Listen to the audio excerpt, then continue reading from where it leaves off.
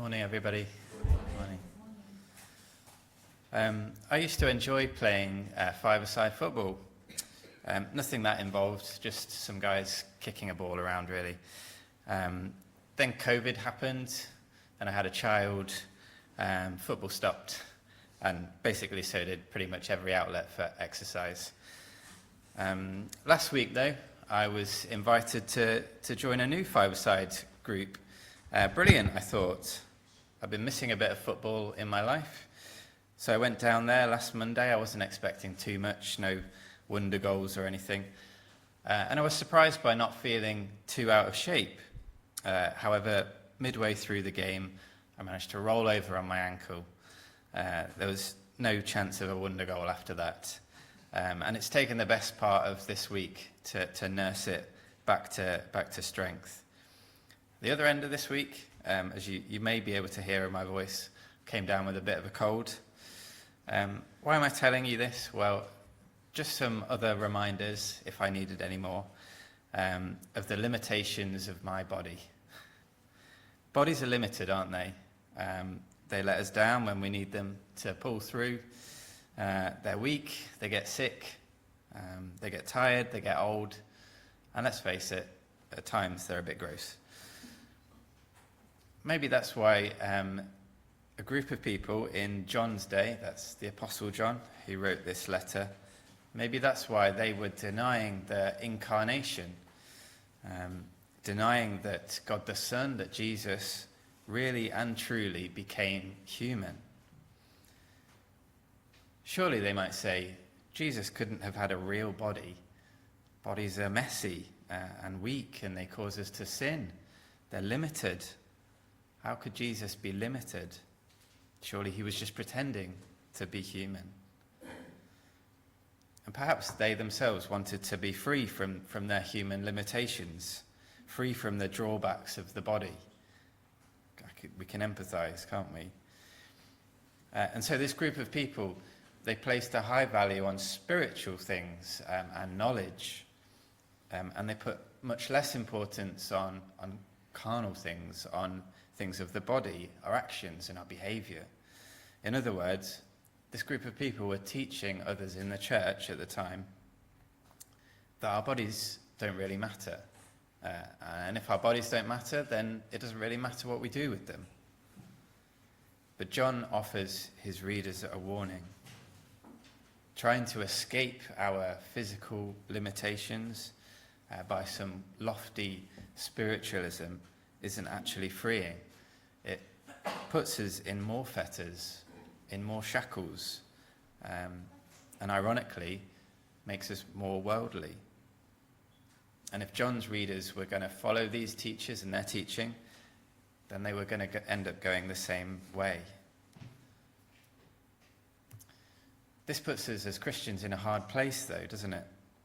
On the one hand, we're called to live godly lives and to avoid worldliness. Yet we live here in the physical world, not as floaty, disembodied things, but with real physical and limited bodies. I think the call then and the challenge for Christians is to avoid worldliness while facing and living in reality. In other words, the challenge for us and the challenge that John helps us with is to avoid worldliness, not reality. And we'll unpack that now with John's help. So I'm skipping forward a little bit, and we're looking at verses 15 and 16 now, and identifying worldliness. It's hard to avoid something, isn't it, if we don't know what we're looking for. We're told to avoid a cliff edge. Well, we better know where it is.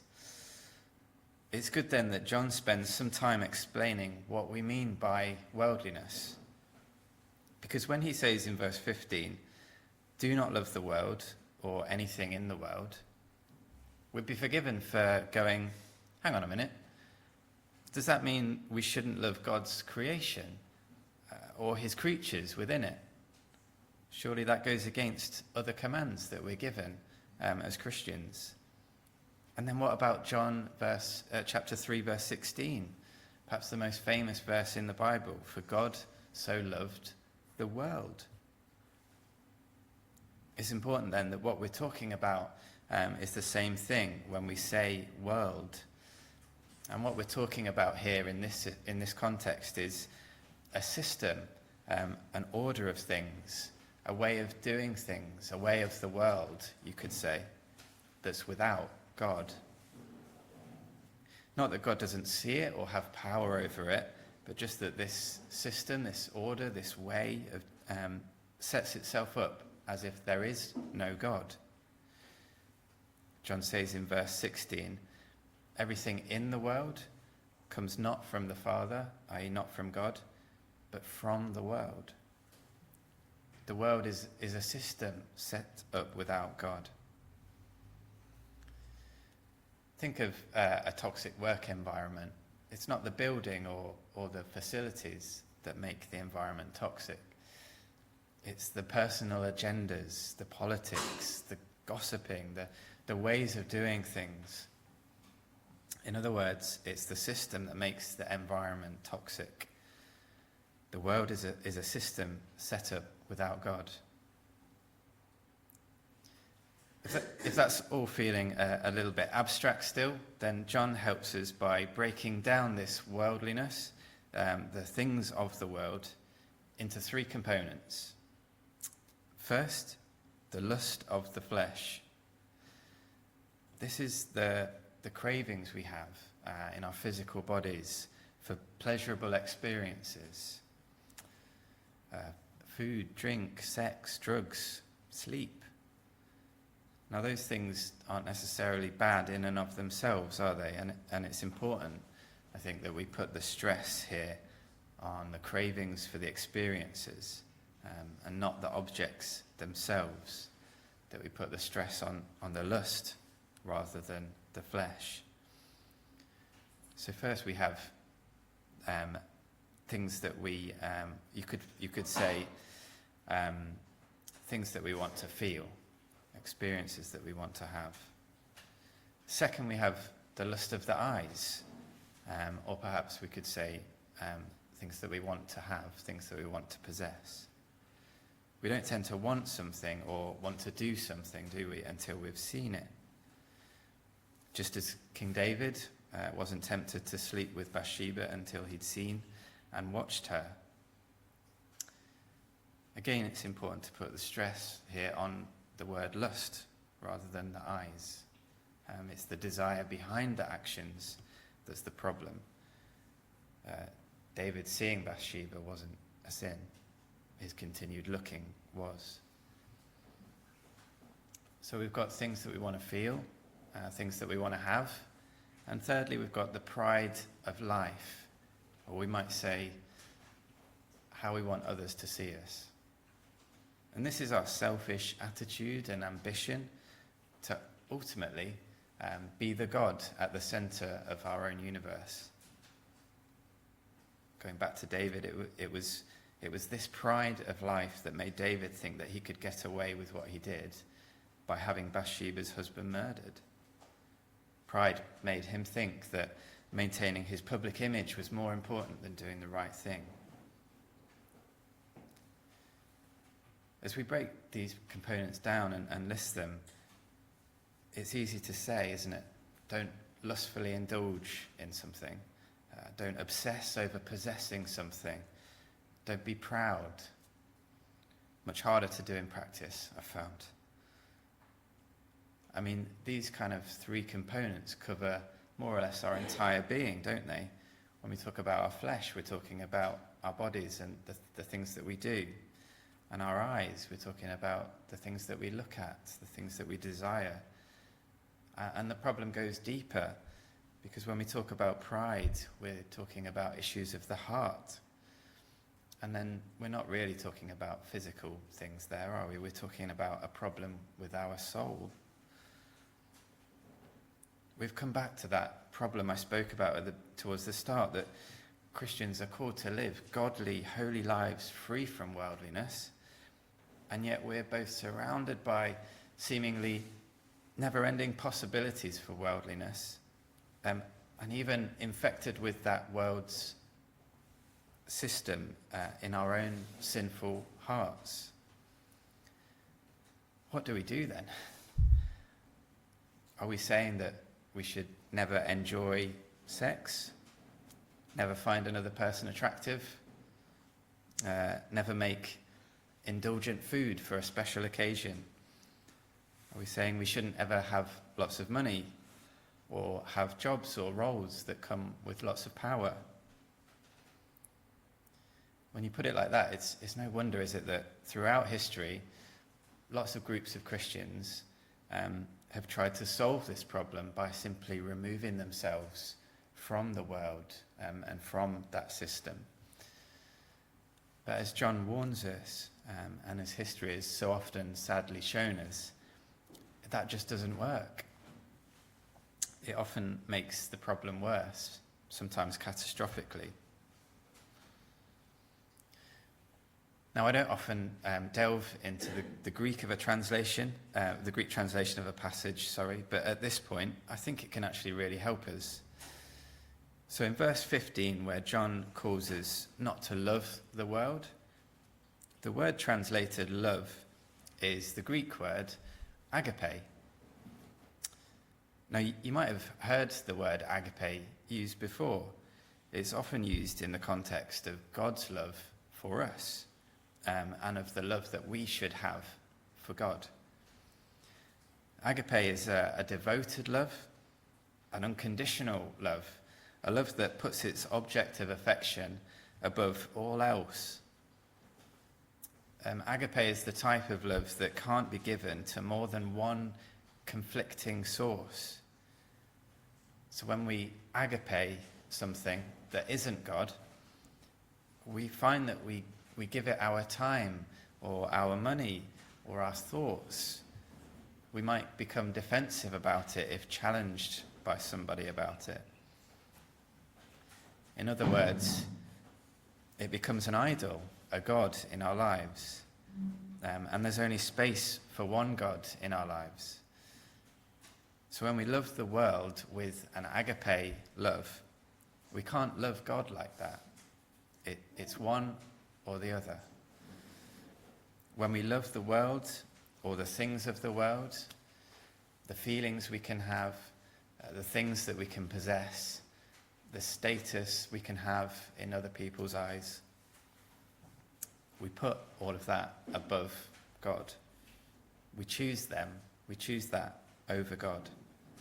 And really, as a Christian, there's not anything more serious than that.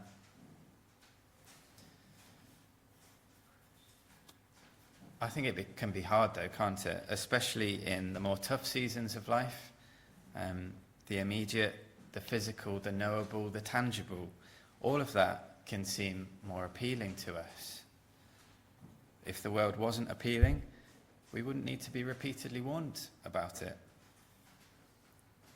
Thinking back to our limitations, our limited bodies, the world offers us so many promises, doesn't it? So many claims, so many ways to free us from our limitations.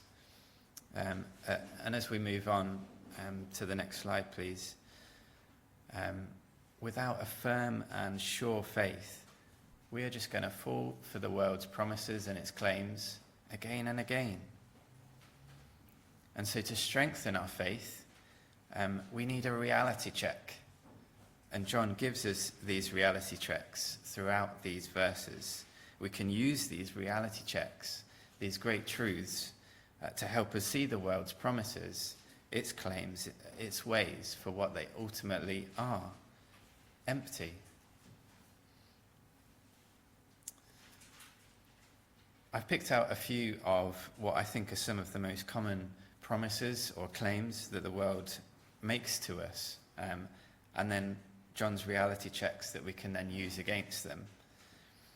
I've been reflecting a bit this morning, so you'll have to forgive the off-cuff nature of this, but I think that each of these components that we looked at, the lust of the flesh, the lust of the eyes, and the pride of life, they map onto these main claims that the world gives us. So more on that, and apologies for that, again, slightly off the cuff. So here's the first promise then that we might hear the world make towards us. You deserve it. And I think this maps on to the lust of the flesh, the things that we want to feel, the experiences that we want to have. The world says, go on, you've earned it. You've earned a treat. You've earned a little indulgence. You deserve a reward for your hard work, your tough day. No one will know. No one will mind. No one's going to get hurt. The world says you deserve to be happy. Never mind the effect on other people, or, never mind if the unseen cost to you. You deserve to be happy. The reality is, though, that when it comes to what we deserve, the only thing that we can say when we come face to face with a holy, perfect God, the only thing we can deserve there is punishment or exclusion from his holy presence, eternal anger. And yet, as verse 12 tells us, that's not what we get. Verse 12 reminds us that through Jesus, all who put their faith in him are forgiven fully by God. All their sin and punishment dealt with on account of his name, brought into God's family and blessed with goodness beyond measure. When you hear the world's voice subtly telling you that you deserve to be happy whatever the cost, use this reality check. That's not what you deserve. You deserve God's wrath, but in his love, he has made a way for you to be truly and everlastingly happy.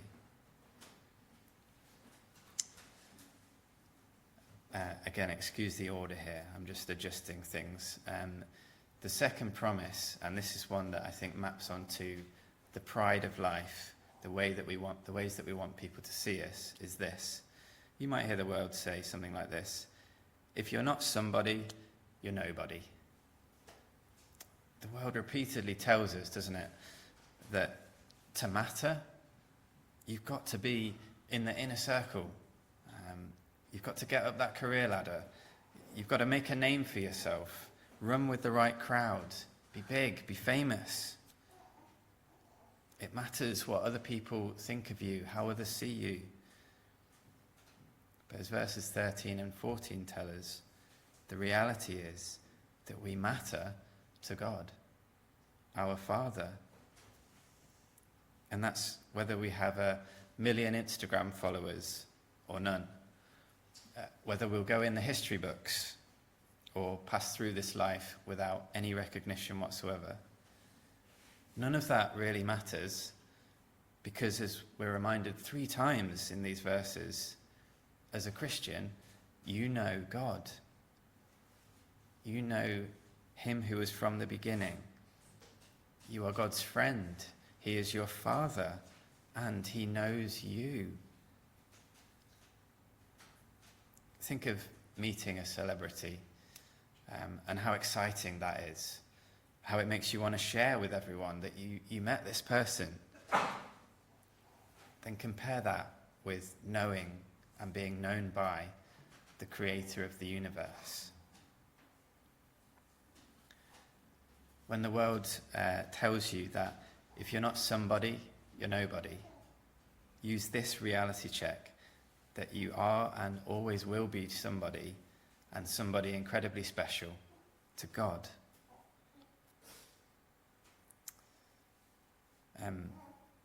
Flicking back to that worldliness component, the lust of the eyes then, the third promise that you might hear from the world is this. This is the secret to success. You need to have this thing. Whether it's a book, a course, a new cleaning product, practically everything the world sells us comes with the promise that this is going to get you the life you want. This will help you overcome your struggles, cure your ills, achieve your goals. The reality, as we see, though, in verses 13 and 14, is that as Christians, we've already fought and won the biggest struggle, the biggest battle we'll ever face. And none of that was our own doing. None of that was because of something we had. Through Jesus' sacrifice, we have been rescued from sin, from the devil, and a life of darkness. And what's more, in the challenges that we face here and now, we have God living in us and his power working in us through his living word. The secret to our success is no secret. When the world tells you that you've got to have this or that or the other to live a successful life, use the reality check that God has already overcome your biggest battle and he works powerfully. You have him working powerfully in you, even now. There's nothing more that you really need, and nothing that the world can offer you can remotely compare. The last promise that you might hear the world make to you, and this I think stands slightly in a category of its own, is something like this. This matters more than anything. As well as promising us the secret to success, I think the world has a habit of making what it offers us seem to be the most important thing ever. And we ignore it or dismiss it at our absolute peril. The number of times you might hear, "Oh, don't miss out, don't fall behind, don't waste your life," calls the world, holding out whatever it is at this point. And yet, as verse 17 reminds us, the reality is that everything in the world, all its desires and the things it makes us desire, the things it tells us we should feel, the things it tells us we should have, the things or the ways that it should, the fame, the status it tells us we need, all of it will pass away. All of it is temporary. The most important seeming, puffed up, absolutely and unquestioningly vital thing that the world champions will one day disappear, like a candle in the wind or a house of straw in a hurricane. What won't pass away, though, as verse 17 tells us, is the one who is obedient to God. This person will live forever, outlasting all of the world and its false hopes, its false promises, and its empty words. So then, when the world promises you that you can't miss out on this, that this is the most important thing in your life, use the reality check that the most important thing, the thing that has eternal significance, is your obedience to God. As I close today, I feel like I've covered a lot. But at its heart, and if you remember nothing else, I think that this passage is really just helping us to live out the call of Jesus to be in the world, but not of the world. To accept and make the most of and even enjoy the physical and limited reality in which we live, but to avoid the worldly system that sets itself up without God. And we do this by ensuring that God has the place at the very top of our affections. We give him that agape love. And we remind ourselves with these reality checks that we've looked at, these great truths of just how much better it is to take the way of truth and light over the way of the world. Amen.